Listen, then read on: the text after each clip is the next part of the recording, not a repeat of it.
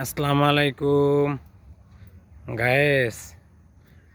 আজকে আমার ব্যবসা নষ্ট হওয়ার 6 মাস হয়েছে, 6-7 মাস এরকমই হইব।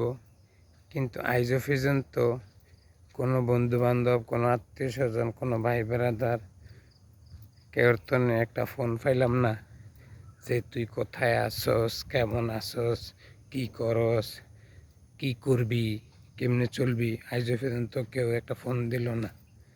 শুধু ফোন দেয় যারা আমার ব্যাংকের গ্রান্টেড ছিল বা যারা পাইব তারা।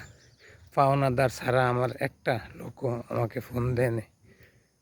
এইটা হইলো ভাই, বিপদে পড়লে ফল পাওয়া যায়।